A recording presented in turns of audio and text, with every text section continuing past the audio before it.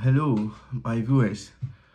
Welcome once again to NKD TV, where we educate our clients and our people, our viewers on good practices in land acquisition. Okay, so someone will ask, can I use my indenture to secure a loan from the bank?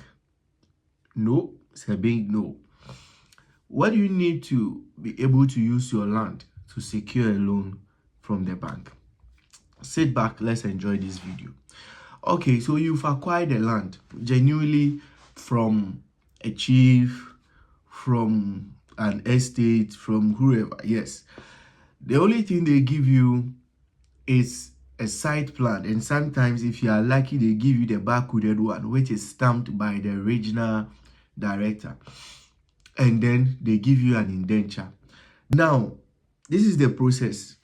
If you want to use your land documents to apply for a loan at a bank, your land must be registered by the Lands Commission, Ghana Lands Commission. It should be in the land register, has a proper title, being gazetted. That's the only document that you can use to secure a loan.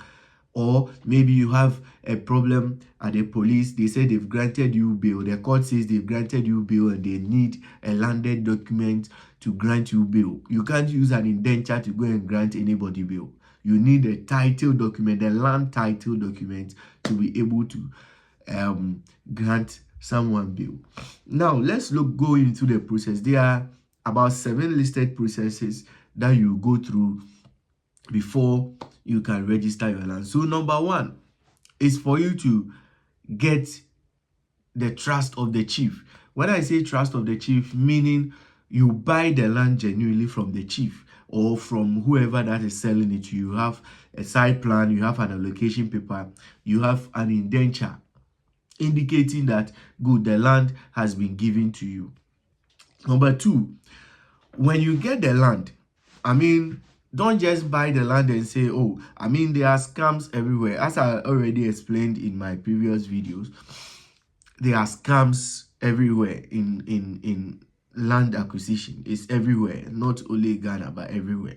So you go and do an official search at the Lands Commission. Now, listen, this search that you are going to do is going to be different from whatever search that you might have done in the processes of trying to buy the land. So the trick is that if you are sure that the land you are going to buy, when you go and do that unofficial search before, make it official, because that unofficial search will not give you any document to show that you have searched for it. Because if not, when you go and you want to do the register, they will still charge you for, and it's not expensive. I don't want to put figures because I'm not doing adverts for Lands Commission. But then when you go there, that is the institute responsible for registering your land. Yes. So you go there, they do an official search for you, and then they give you a document which is indicating that truly you have done the search. Then the reason why you are doing the search is to ensure that you have actually bought the land, there is no conflict on the land, and then the incumbency on it, whoever is owning the land as at the time that you are there to register. So it's going to be ascertained, and make sure that the use of the land too doesn't conflict with your purpose with which you want to use the land for. So for instance, if it is a state land, it's a public land, and you've bought it, someone has sold it for you, want to register, the search is going to bring it out that you cannot register it. Then they will make sure that your instrument, your land instrument, the documents that you hold are the right documents. For instance, the indenture. The indenture that your landowner may give you may not be the one that the Lands Commission will use. If it is that one that they will use, they are going to instruct you to go to GRA to pay the property tax on the land. Actually, when someone sells lands for you, insist that they give you a stamped indenture or a stamped deed. If it is a mortgage, if it was whatever, it should be stamped, because we are supposed to pay taxes on properties. Once a property is being sold, a tax must be paid on it. And once a property tax is being paid, they must stamp it for you. So once you didn't, most people, they don't know this. So when you go there, they will ask you to go and see GRA based on the amount that you bought the land. You pay the property tax and then they will stamp it for you.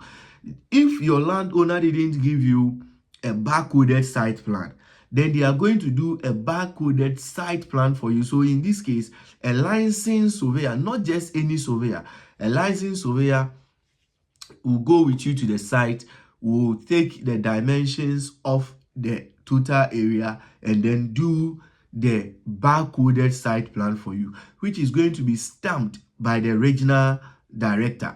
It's going to be stamped by the regional director. So once you receive that document, you have your lease document, you have your barcoded site plan, you have all the documents that you need to register. You need your identification cards here in your Ghana card, not a passport. Now, all the registration that people do, they mostly use Ghana card, because that is more like an identity that is being accepted by all institutions. I mean, if you don't have a Ghana card, it's going to be very difficult for you to register a land. So you must go with your Ghana card and some passport photos. I mean, when you go there, they will give you all those requirements. Then you apply. You go, they will give you a form and then you apply. So on that form, it's going to show you all the documents that you're supposed to. So you go with your duly stamped deed, being it the mortgage document, the lease document, the indenture, whatever. You're going to have it. You are going to have your approved site plan, which is the barcoded one, stamped by the regional director.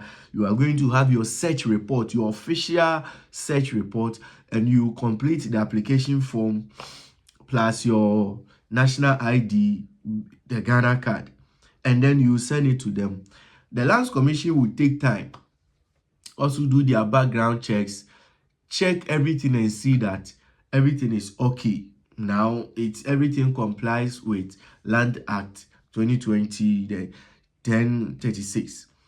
If everything is okay, before they will give you the land title, they call something public notice. So they are going to publish it on their notice board, sometimes in the daily graphics and wherever that people will see, to show that there is more transparency. Because, for instance, if maybe I've registered my land, there is corruption everywhere. I've registered my land, and then Mr. B has come to also register that same land. Now they will have to post it over there and then make sure that people see it. So if people comes and then raise objections to it as to why the person cannot register the land, then they will hold on and make sure that that litigation is over, is done before any registration is done. But then if nobody comes forth and say, oh, this land belongs to me, it belongs to whatever, and then it's not supposed to be registered, then they will look into it and then make sure that the right thing is being done. After the public notice, then they will give you the land title. The land title is what you are going to use to get a loan from the bank. If you have a bailable whatever, and then you want to bill someone from the police station, you use that document. Without that document, no bank or institution is going to work with your site plan and say, oh, I need money to this, I need money for this, I need money to do this. No institution is going to look at you.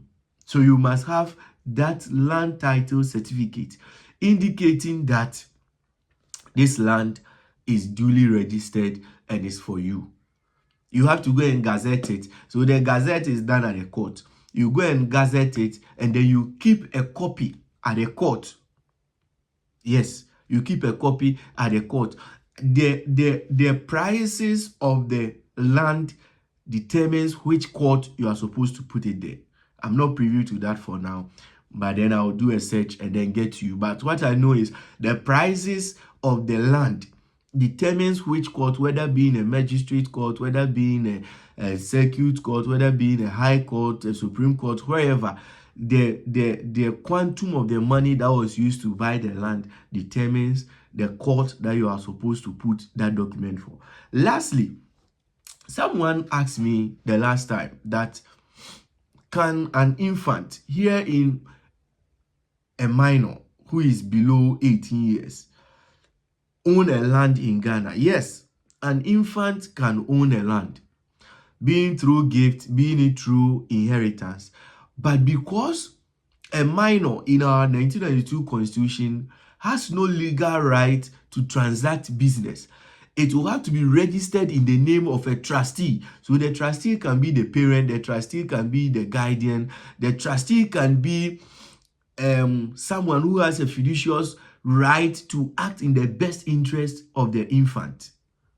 So for instance, if I want to gift my land to my daughter, what I'll do is I'll register the land in a trustee's name. So maybe in my wife's name, my wife being the trustee, and then my daughter being the owner of the land. So whatever that my wife will do on the land ceases on the day that my daughter attains 18 years. It ceases on that day.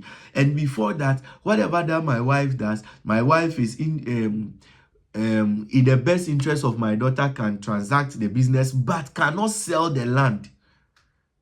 It cannot sell the land because the land doesn't belong to her, but then it belongs to my daughter. So here my wife is just a trustee. So yes, a child can own a land, but then they cannot have their names as the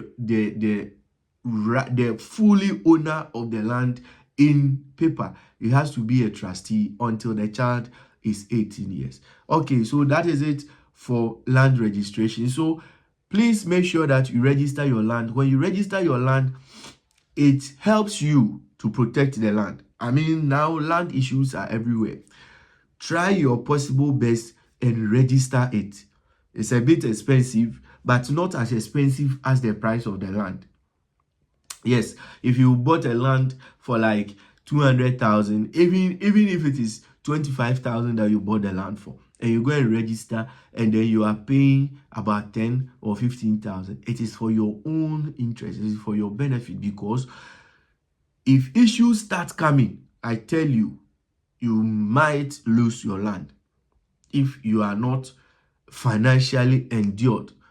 I mean, in Ghana, land litigants have money. If you don't have money, they will take your land away from you. Yes, so do well and register your land, and make sure that you have your land title, which is being gazetted, and a copy kept at the court, so that if anything arises, you can go to that court, and then they have the document over there to show that Mr. A is owning this land. Okay, subscribe to this channel and kindly share to your brothers in diaspora who has interest in purchasing of land. Yes, very soon we will start looking into building. Yes, that is my field, building, the proper ways to go through before you build. Okay, see you the next time. Bye.